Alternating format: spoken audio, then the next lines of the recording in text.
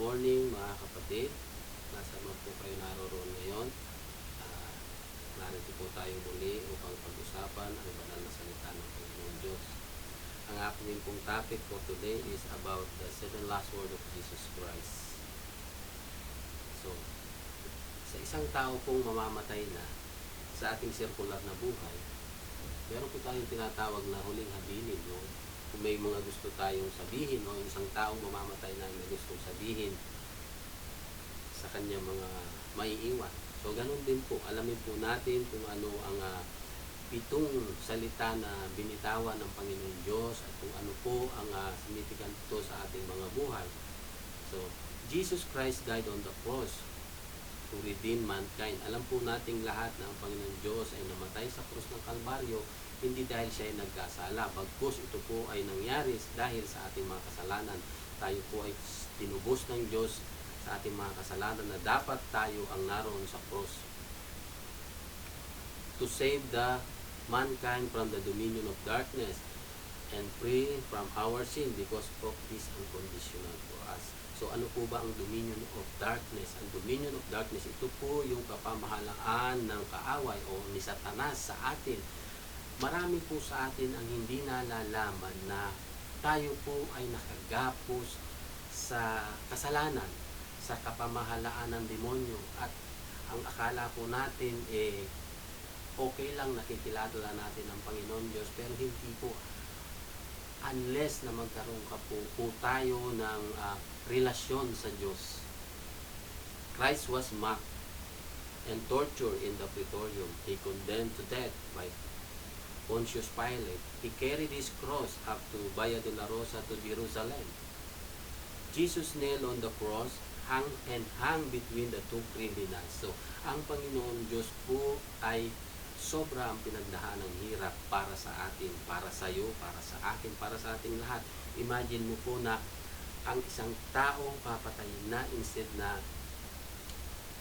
basta na lang patayin, pero hindi mo ganoon ang nangyari. Bagkus siya po ay pinahirapan, pinagdala ng kanyang sariling krus. Napakalayo po niyong papunta sa Kalbaryo, sa bundok ng Kalbaryo. Napakalayo po nung, imagine mo po na pagkatapos mong pahirapan, nilatigo siya, kung ano-anong ginawa sa kanya, nilagyan siya ng koronang tinik, pagkatapos pinasan niya ang sariling niyang krus. Imagine niyo po kung gaano kahirap yun. At pagdating niya sa krus ng Kalbaryo, ipinako siya sa pagitan ng dalawang kriminal. So, ganun po ang ginawa ng Panginoong Diyos na sakripisyo para sa atin, para sa iyong kasalanan at para sa akin. So, atin pong pagnilay-nilayan kung ano nga ba at gaano kalaki ang sinakripisyo ng Diyos para sa iyo. Tayo po'y manalangin bago po tayo magpatuloy. Hallelujah, hallelujah, Lord. We thank you, Lord God, sa sandali ito, Panginoon. Buksan mo ang puso ng bawat isa na nakikinig, Panginoon, na maunawaan namin ang iyong salita. Gamitin mo ako, Lord God, na daluyan mo lamang, O Lord God, ng iyong salita. Buksan mo rin po, Lord, ang aking puso, ang isipan upang maunawaan at maintindihan ko, Lord God, ang iyong mga salita, Panginoon. Lord, ikaw po ang maitaas, O Lord God, sa aming kalagitnaan, O Lord God. At Panginoon, naway ang salita mo ito, Lord God, ay magbukas sa aming mga puso, sa aming mga kaisipan, O Panginoon, upang maunawaan namin, Lord God, kung gaano mo kami kamahal, Panginoon. Hallelujah. Lord, sa iyo lang namin tinatas ang gawain ko, Lord God. In Jesus' name, Amen. Patuloy po tayo, mga kapatid. Jesus Christ made His 7 final words during His last hour on the cross, between His crucifixion until His last breath.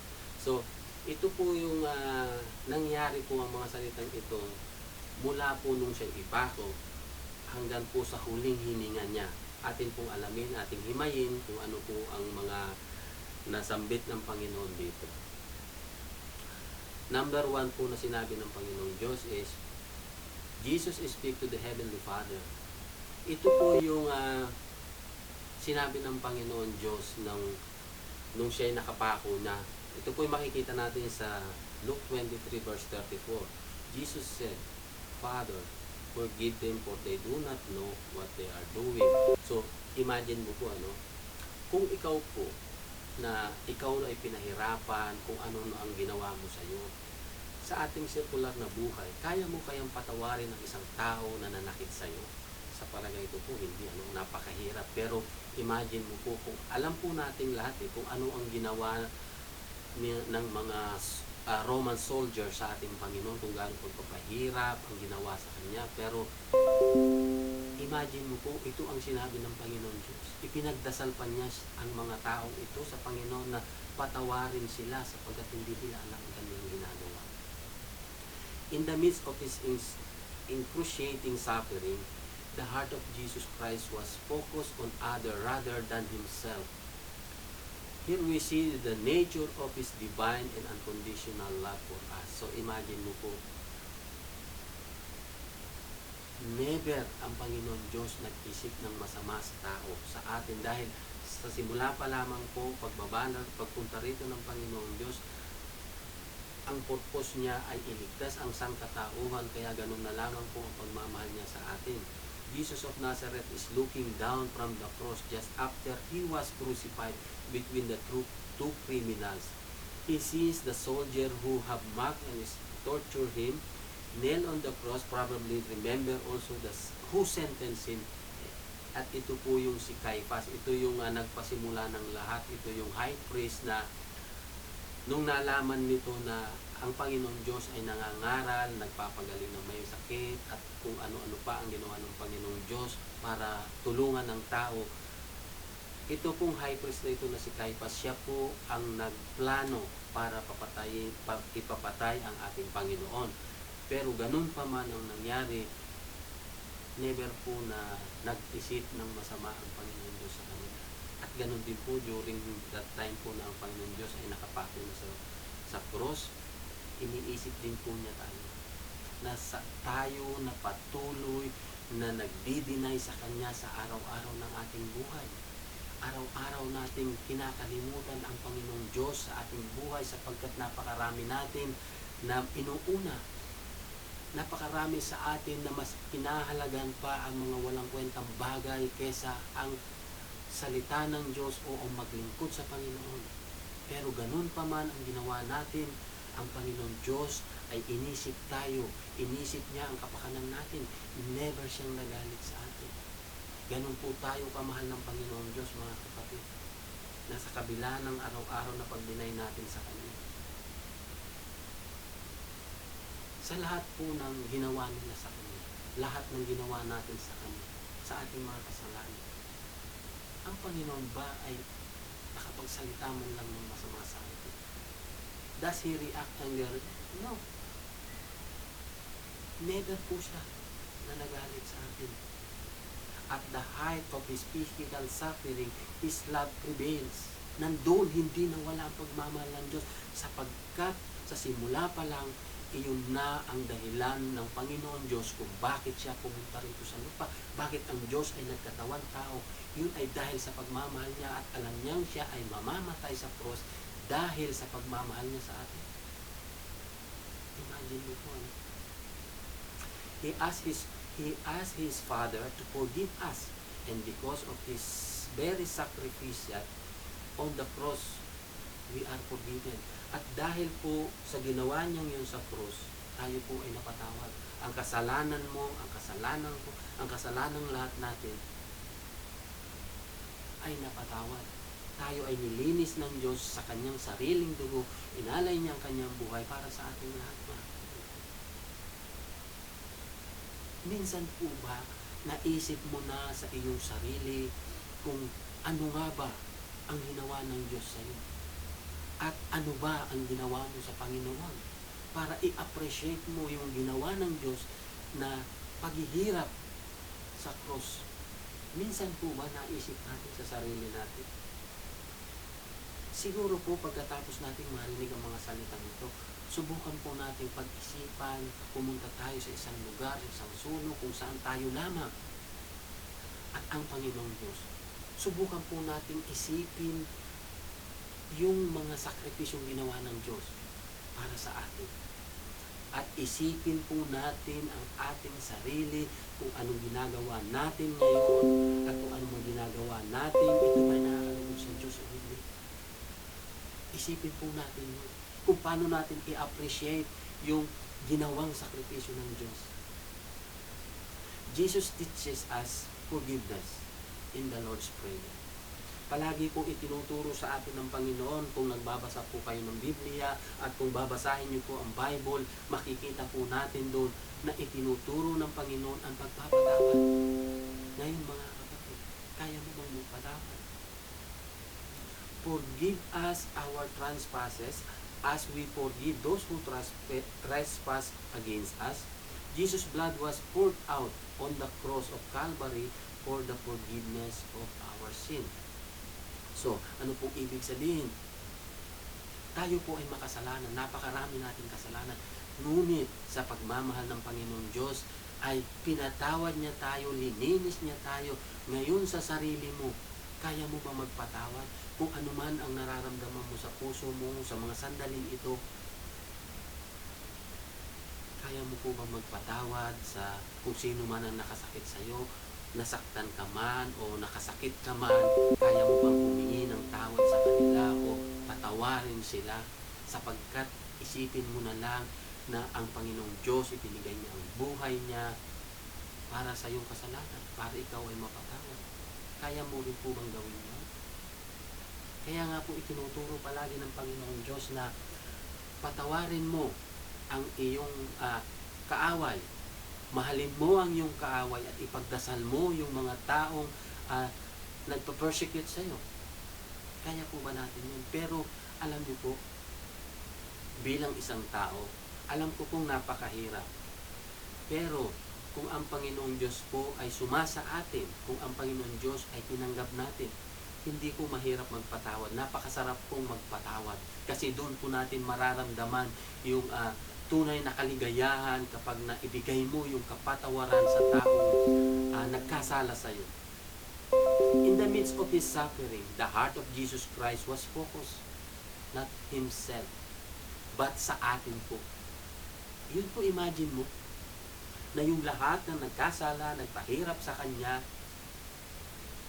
ang inisip pa niya sila, hindi yung sarili niya kung paano siya gaganti, hindi po yun. Ang Panginoon Diyos ay makapangyarihan, siya ay Diyos, siya ang may lalang ng lahat ng meron dito sa lupa at sa langit.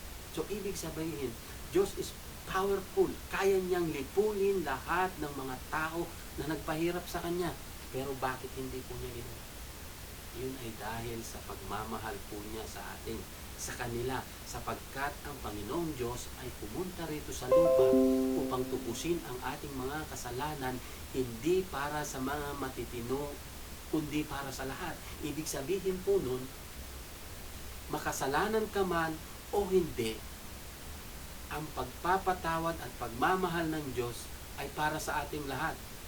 Pero hindi mo po masasabi sa iyong sarili na ako ay walang kasalanan, sapagkat sinabi ng Panginoong Diyos that there is no one righteous, not even one. Lahat po tayo ay nagkasala sa Panginoon.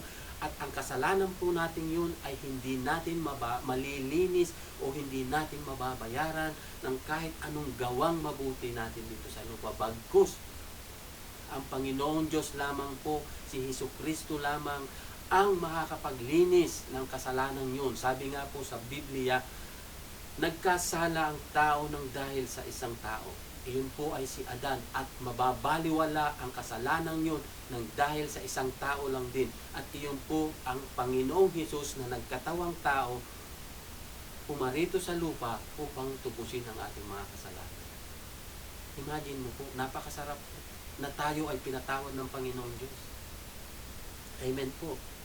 Ang number 2 naman po ay, Jesus speak to the criminals on the cross.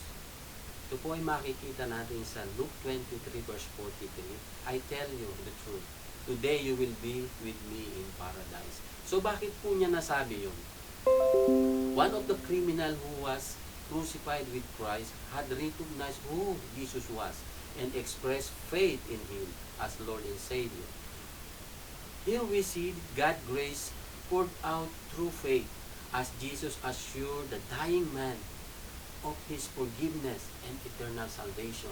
So, imagine mo po, kung alam ko po na alam nating lahat na when Jesus Christ was crucified, meron pong kasama siya doon sa kanyang kanan at sa kanyang kaliwa, yung kanya pong Yung pong kanyang nasa kaliwa, yun po ay si Hestas.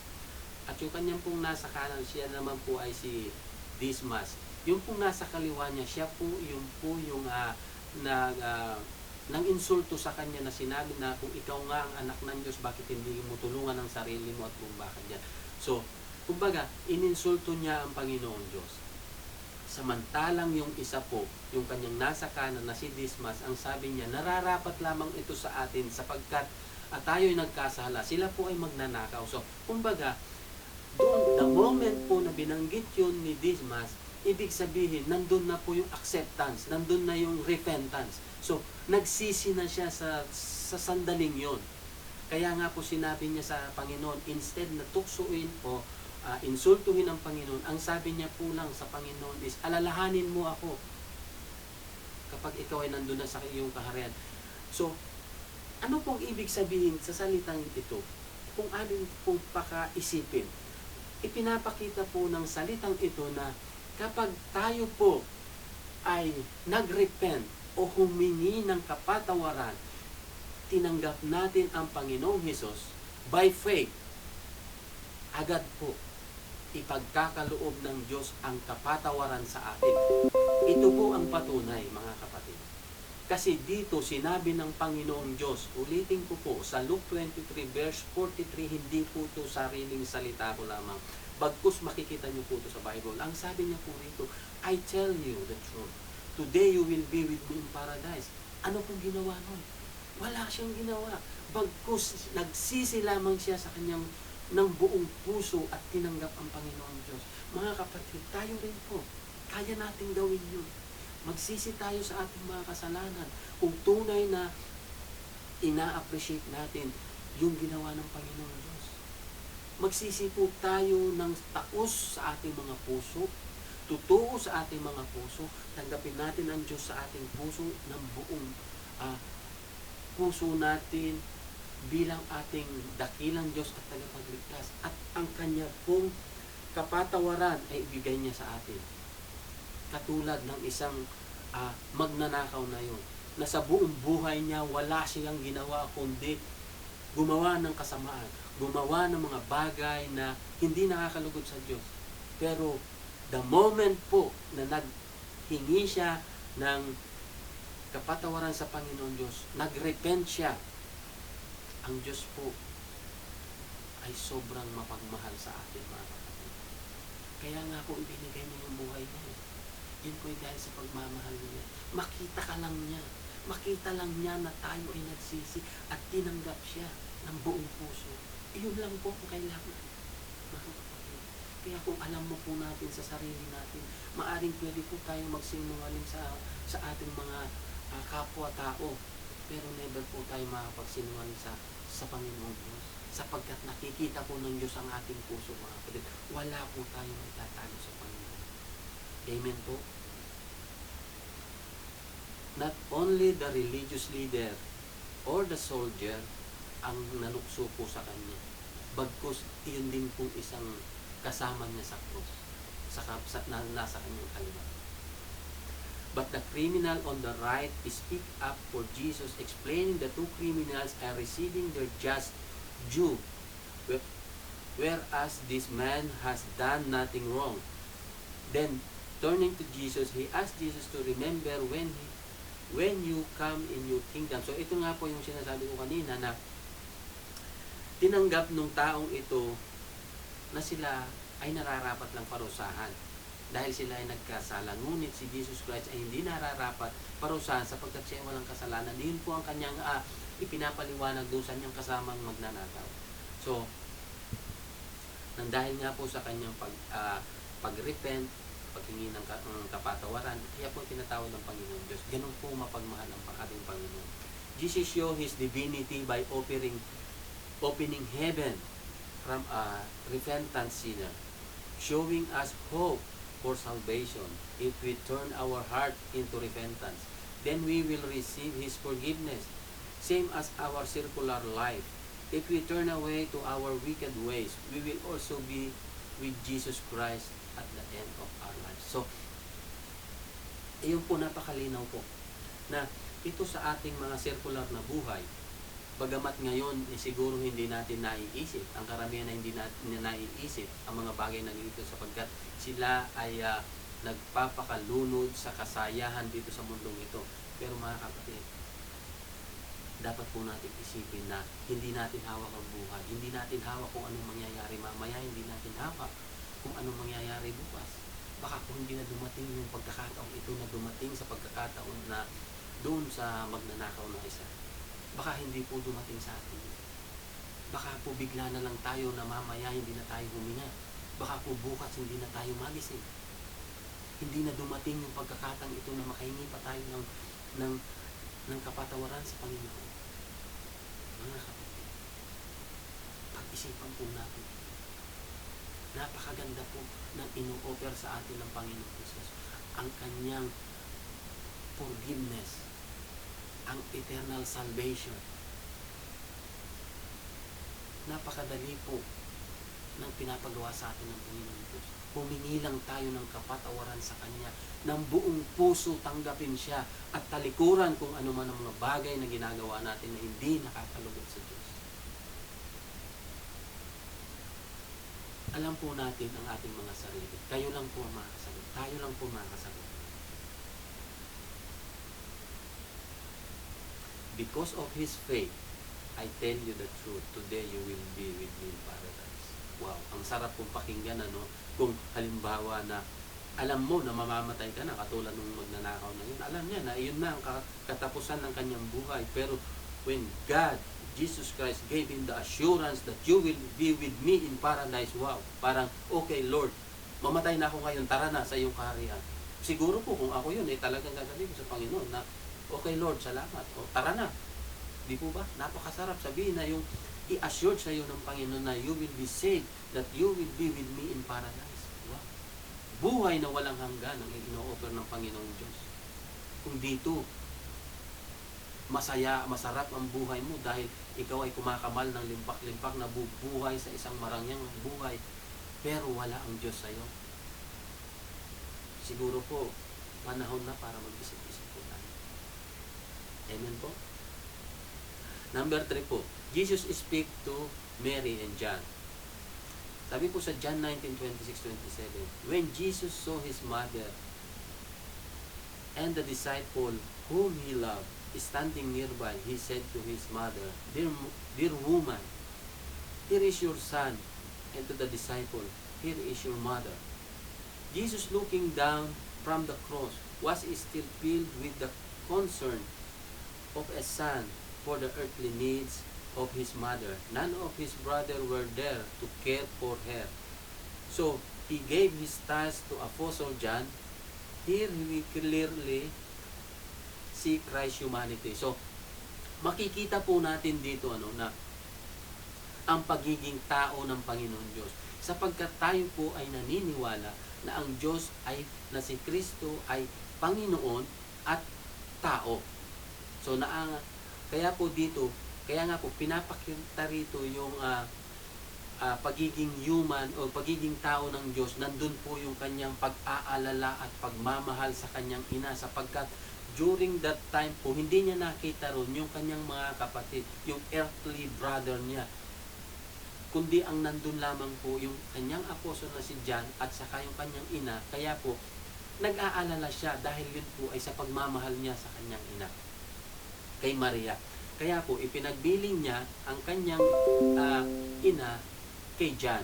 So, ganun din po, kung palalawakin po natin ang salitang ito, na pwede po nating sabihin na ihinabilin din niya ang gawain, ang ministry niya para sa atin.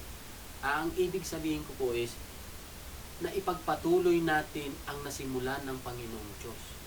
Na ipagpatuloy natin na ipalaganap ang salita ng Panginoon para sa kaligtasan nating lahat. So, ganun po rin yun.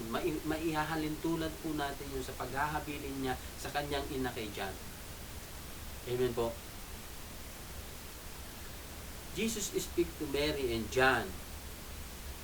So, yun nga po yung sinabi ko sa inyo na dahil sa kanyang pagiging tao, iniisip pa rin niya ang kanyang ina dahil siya ay lilisan pansamantala. Kasi after 3 days, mabubuhay po siya muli. So, So, ganun po siya. Nandun po yung pagmamahal niya bilang tao sa kanyang ina. Number 4 po, Jesus cried out to the Father.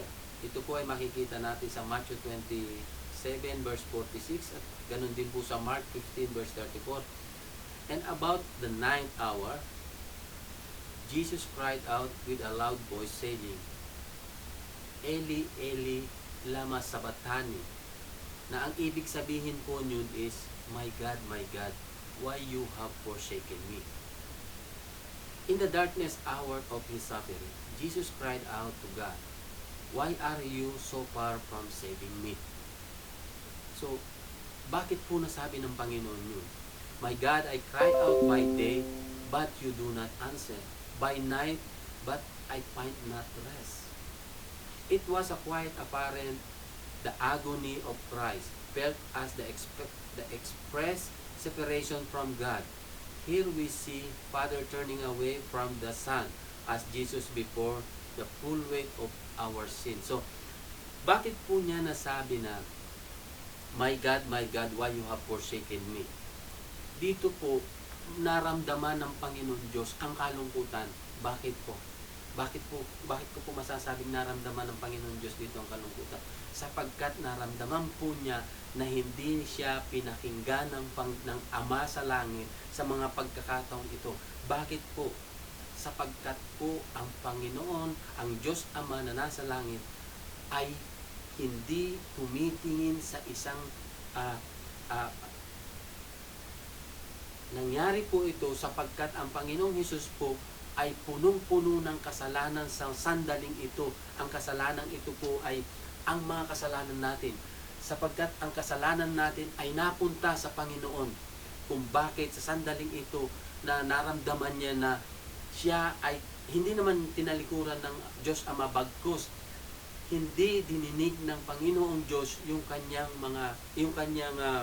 sinabi, sapagkat siya ay makasalanan sa mga pagkakataong ito nang dahil sa atin, at ang kanyang righteousness, yung kanyang righteousness ay napunta sa atin, at yung ating mga kasalanan naman ay napunta sa kanya. Parang nagpalit tayo ng sitwasyon. Kaya kung makikita po natin dito, ang Panginoon Diyos, ang Diyos Ama ay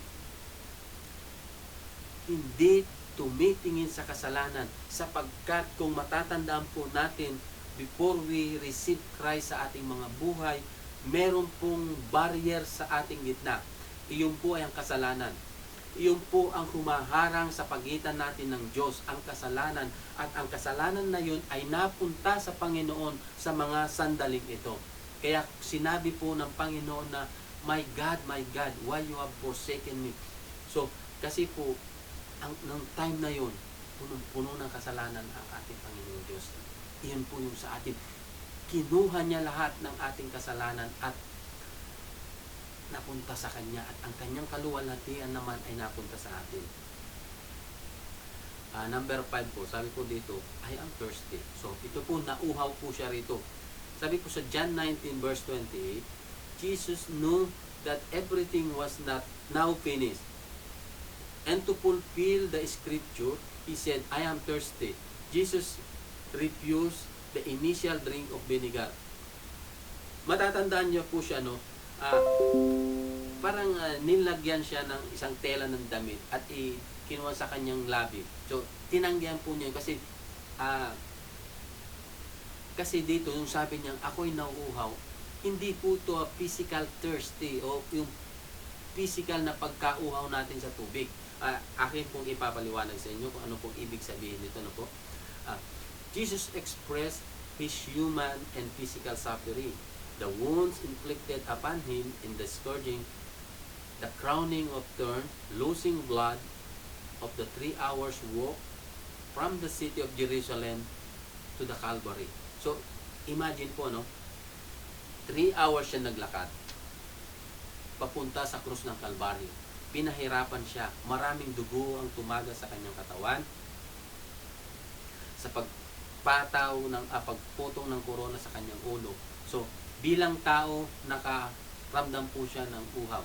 Kaya nasabi niya na, I am thirsty. papaliwanag ko po ang ibig sabihin ng thirsty.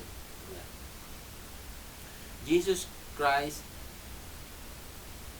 nagsabi na ako'y nauuhaw, na ang ibig sabihin niya po doon ay hindi siya nauuhaw sa pamamagitan ng tubig.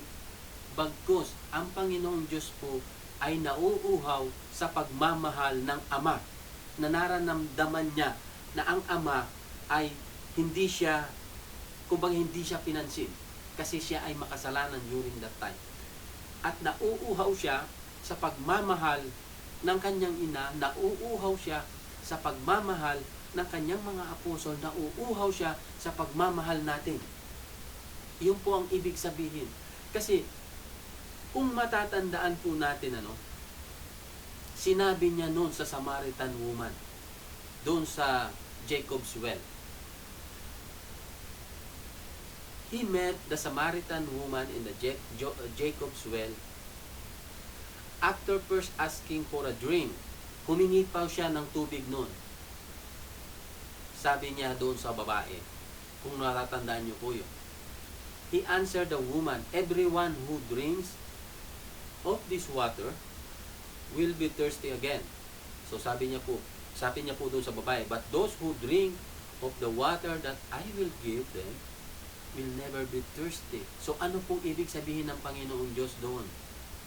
Ang ibig niya po doon ay ang ibig niya pong pakahulugan doon ay hindi yung tubig na nasa balon, bagkus yung salita ng Diyos. Na kung sino man ang tumanggap sa salita ng Panginoong Diyos ay hindi na muling mauuhaw. Yun po ang ibig sabihin ng Panginoong Diyos doon sa babae, sa Samaritan woman.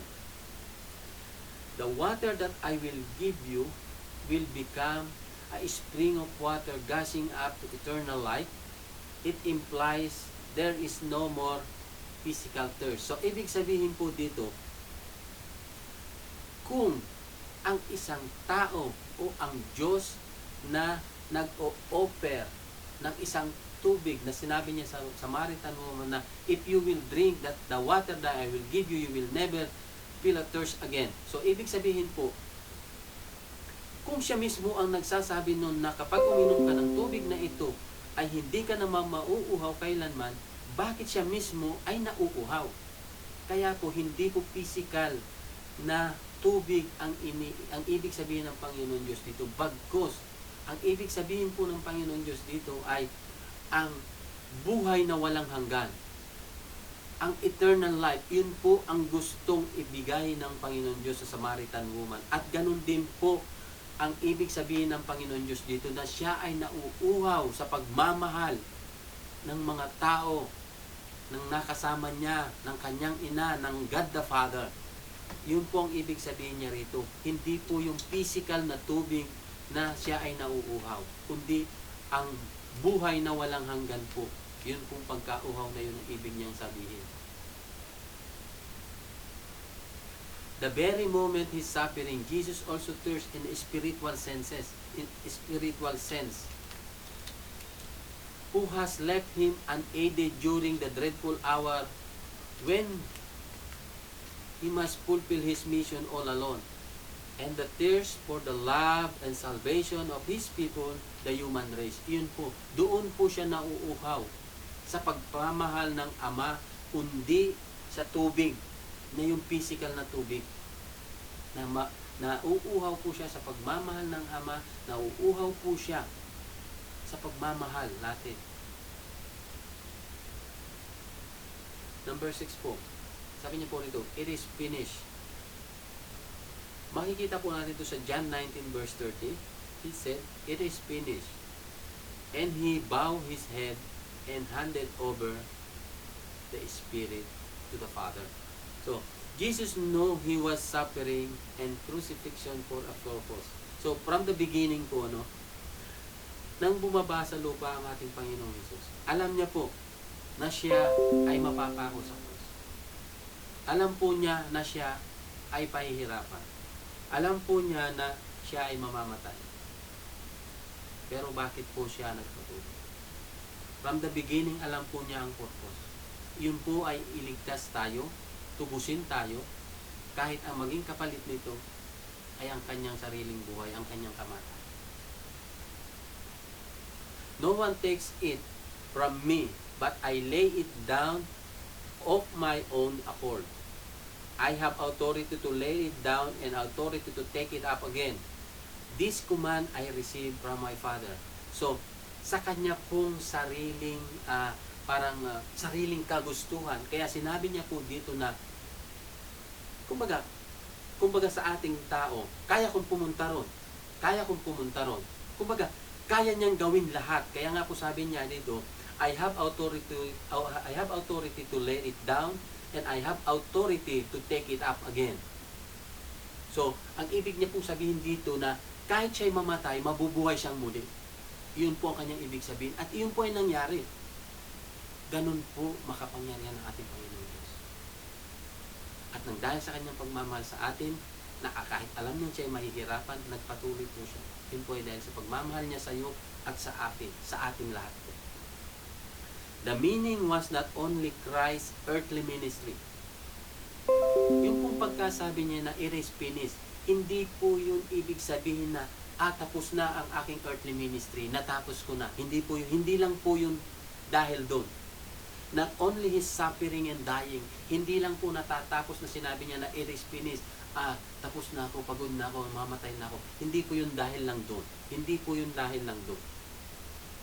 Not only the payment of our sin, the redemption of the world, bagkus, sinabi niya po na it is finished sapagkat na-fulfill po niya ang kanyang mission dito sa lupa. Ano po ang kanyang mission dito sa lupa? Napagtagumpayan po niya ang mundo, na natalo po niya ang kadiliman, si Satanas. He won the victory. Yun po ang ibig sabihin niya. He won the victory on the cross. Napagtagumpayan niya, napalaya niya ang tao, tayo, nalinis niya ang ating mga kasalanan.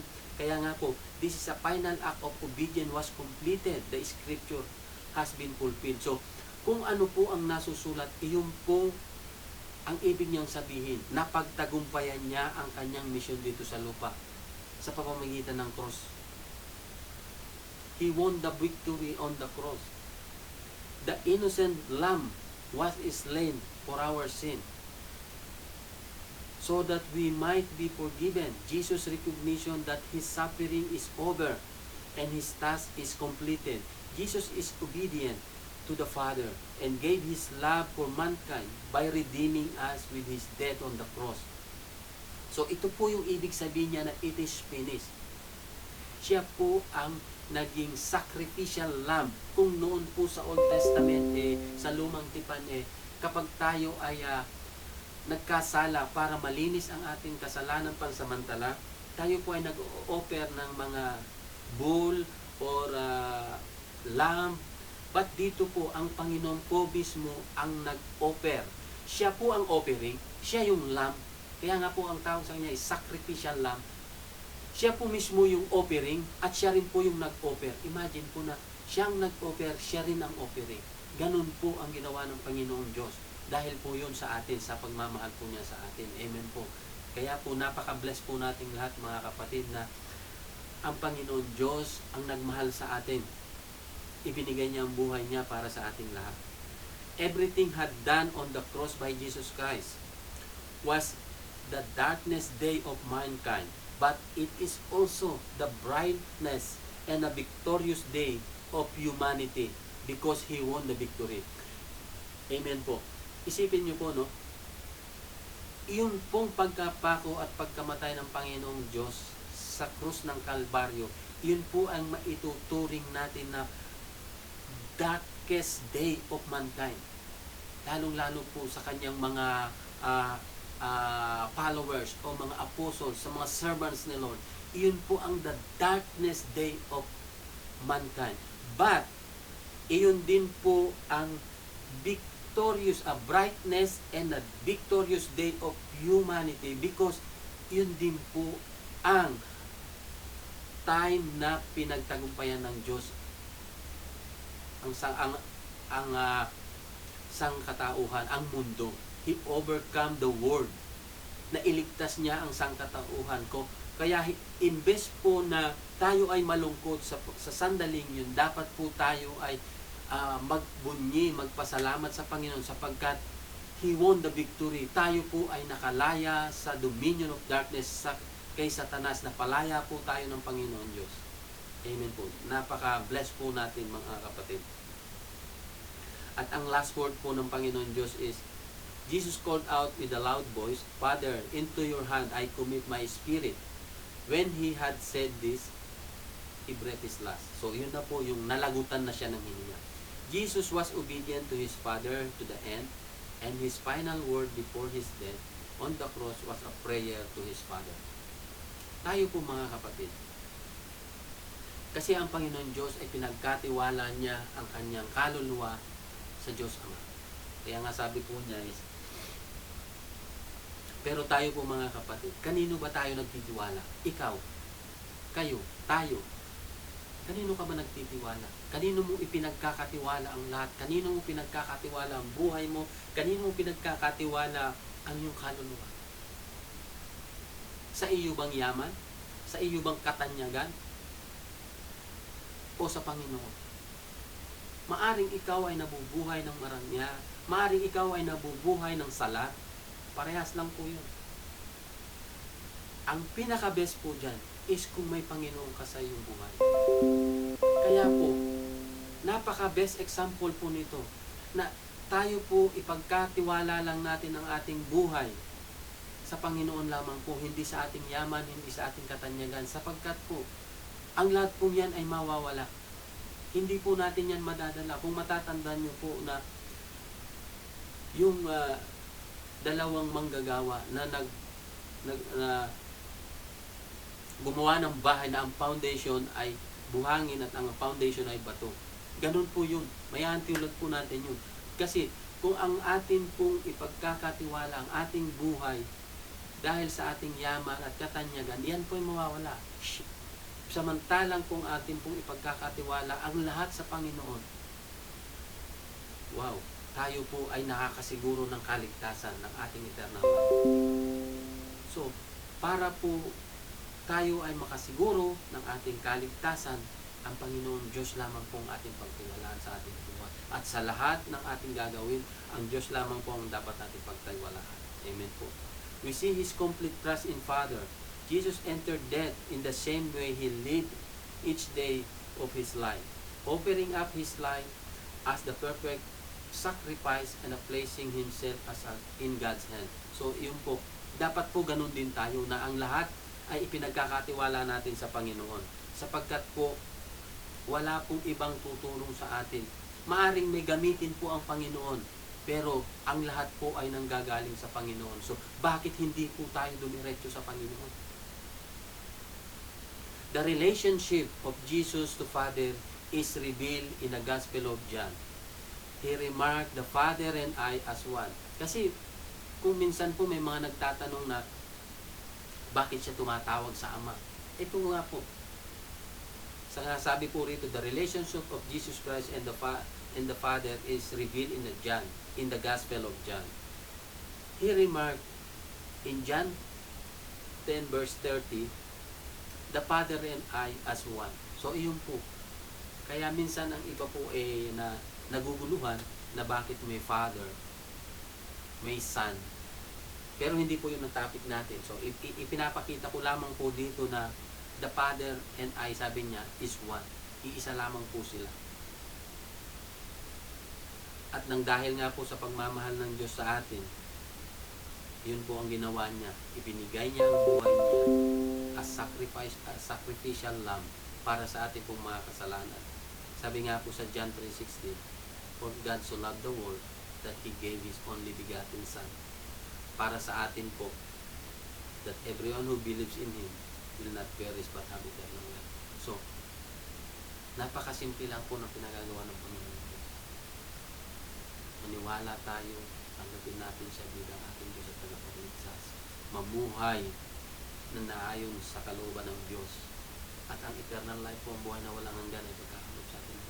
Katulad po doon sa magnanakaw, na wala siyang ginawa sa buong buhay niya, kundi nagkasala. Pero dahil sa kanyang claim, the pag hinihin ng kapatawaran sa kanyang mga kasalanan, pinatawad siya ng Diyos. Hindi nagdalawang isip ang Panginoon, sapagkat ang Panginoon Diyos po ay hindi nagbibilang ng iyong kasalanan. Hindi po niya tinitingnan ang iyong kadiliman, ng iyong buhay, ang iyong mga kasalanan, hindi po. Isa lang po ang titingnan ng Diyos, ang iyong puso, ang ating puso. The moment po na mag-repent tayo sa Diyos, ibibigay po niya yun kapag nakita niya sa ating puso na tayo ay tapat at totoo na humihingi ng kapatawaran sa Panginoon Diyos. Mga kapatid, huwag po nating antayin na may dumating pang bagay na hindi maganda sa ating buhay upang maalala natin ng Diyos. Mga kapatid, nakita po natin kung gaano kamahal tayo ng Diyos. Na bagamat siya sinaktan ng tao, never siya nagalit. Bagkus ang kapakanan natin palagi, ang kaligtasan natin palagi, ang iniisip at inaalala ng Diyos. Ganun po tayo kamahal ng Panginoon. Pero bakit po tayo patuloy na tumatalikod sa Kanya? Bakit patuloy po natin siya sinasaktan, mga kapatid? Sa mga sandali pong ito, mga kapatid, lumalapit ako sa inyo, inilalapit ko sa inyo ang salita ng Panginoon Diyos. Huwag nyo na pong antayin, huwag na nating antayin pa na dumanas pa ng kung ano-ano bago natin maalala ang Panginoon. Ngayon na ang tamang panahon. Nakita na natin ang pruweba doon sa magnanakaw. Instant binigay niya ang kapatawaran. Kaya po mga kapatid, I encourage you, all of you, nasaan ka man, ano man ang ginagawa mo, ano man ang status mo sa buhay, hindi po tayo maisasalba ng kung anong meron tayo. Bagkus ang Panginoon lamang po makakapagsalba sa atin. Ang Panginoon lamang po ang magdadala sa atin sa buhay na walang hanggan, sapagkat sinabi ng Diyos na siya lang ang daan, siya ang buhay, siya ang katotohanan, at walang iba makapunta sa Ama kundi dahil siya lang, kundi sa pamamagitan. Kailangan po natin ng Diyos sa buhay natin. Maaring maganda ang kalagayan mo, pero hindi po sapat yan. Hindi yan assurance na makakarating ka, na makakamtan mo ang eternal life. Hindi rin sapat na ikaw ay gumagawa ng mabuti. Hindi po.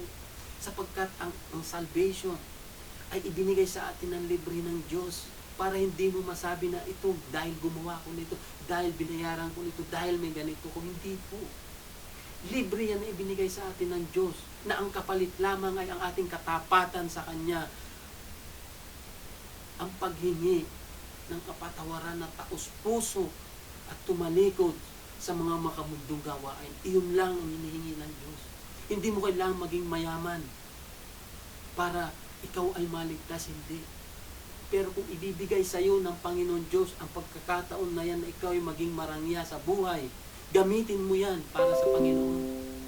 Abutin mo yung mga taong nangangailangan. Abutin mo, gamitin mo yan para sa kapakinabangan ng Panginoon Diyos. For His glory. Sapagkat lahat ng meron ka, ano pa man yan, ano mang meron tayo, naniniwala po ako na yan ay blessing ng Panginoon kung ginagamit mo para sa Panginoon. Amen po. Para po sa ating pagtatapos, Jesus is the perfect example to all of us. Amen po. Alam bakit po? Bagamat siya ay Diyos, nagpakababa po siya. Kaya po sinabi rito na Jesus Christ is the perfect example to all of us. Kasi minsan po nangyayari sa atin kapag tayo ay nakakaangat sa buhay, kapag tayo ay meron ng hinahawakang posisyon, minsan po ginagamit natin yung para magtapak ng tao. Kaya hindi po dapat ganun. Dapat po palagi tayong magpakumbaba. Humility. Dahil ganun po ang Panginoon Diyos. Kahit siya'y kinamak ng gusto at nasaktan, nananatili po yung humility sa Kanya, nagpapakababa po siya palagi. Kaya nga po siya ang perfect example. Wala nang iba. That even He is God, He humbled Himself and become obedient to the Father to fulfill His mission. Ganon din po sana tayo. Magpakababa po tayo, nandun palagi yung pagiging humble natin para ma-fulfill po natin yung ating mission and purpose dito sa buhay, sa mundong ito. Pero dapat po alam natin ang ating purpose sa buhay. Ikaw kapatid, alam mo ba kung bakit ka nabubuhay? Alam mo ba kung anong purpose ng Diyos sa'yo, sa buhay mong yan? Hindi po tayo nabuhay para kumain lang at matulog o gumawa dito, gumala o kung ano pa man. Hindi po. May purpose po tayo, kapatid. Kung hindi mo pa po alam ang purpose mo, alamin mo po kung ano ang purpose ng Diyos sa buhay mo. At napakasarap po mabuhay kapag alam mo ang purpose mo ay para sa Panginoon. Sapagkat wala pong tatalo sa kaligayahang ibibigay ng Diyos sa atin. Maaring tayo'y maligaya sa ngayon dahil meron tayong mga pinanghahawakang kung ano-ano. Pero kung hindi po ito galing sa Panginoon, sasabihin ko po isang araw, mawawala yan. At pag nawala yan, mawawala ng kaligayahan mo. Ngunit kung ang kaligayahan mo ay nanggagaling sa Panginoon, dahil ang Panginoon ay hindi mawawala kailanman at hindi rin magbabago kailanman. Sabi nga, Jesus is the same, yesterday, today, and forever. So, ibig sabihin kung ang Panginoong Diyos ang sanhi ng iyong kaligayahan, sabihin ko sa iyo, kapatid, yung kaligayahan na yan ay mag-uumapaw at hindi mawawala sa iyo sapagkat ang Diyos ang nagbibigay niya. Amen po. Napakasarap pong maglingkod sa Panginoon. Napakasarap po masasabi ko po.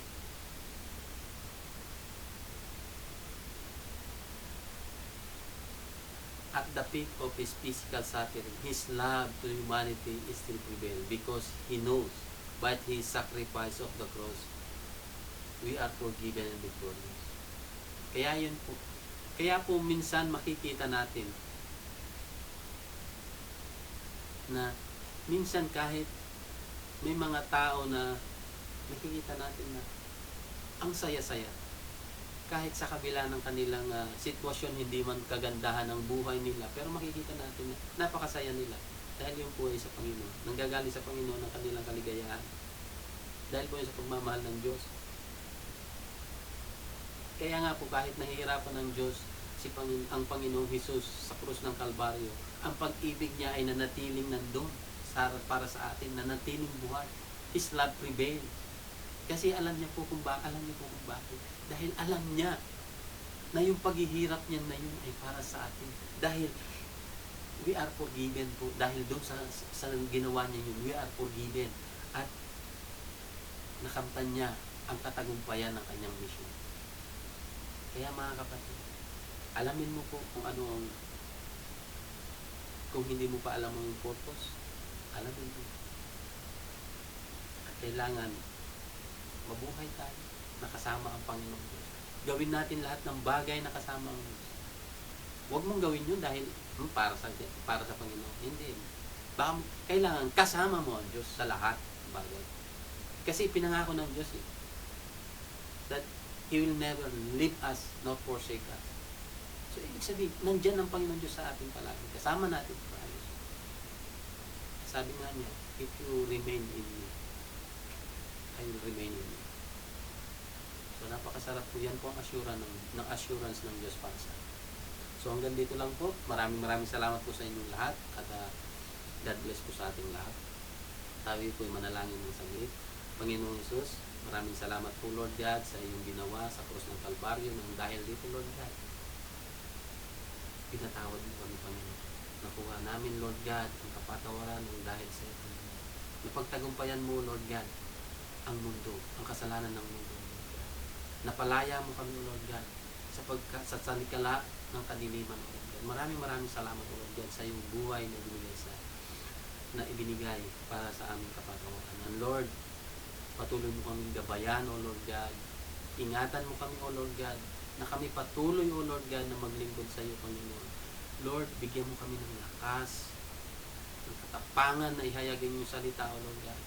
Sapagkat, Lord, alam namin na hindi mo kami bababayaan, Lord God. Sa aking mga kapatid, ng mga nakapakinig, Panginoon, hawakan mo mga kapuso nila, O Lord God. Buksan mo kanilang mga puso at isip, O Lord God, upang maunawaan nila, O Lord God, kung ano, Lord God, kung gaano mo kami kamahal, O Lord God.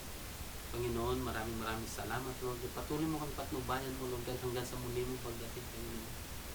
Lord, i-bless mo rin po, Lord God, ang buhay ng bawat isa, O Lord God, ang hindi namin mga pamilya, O Lord God.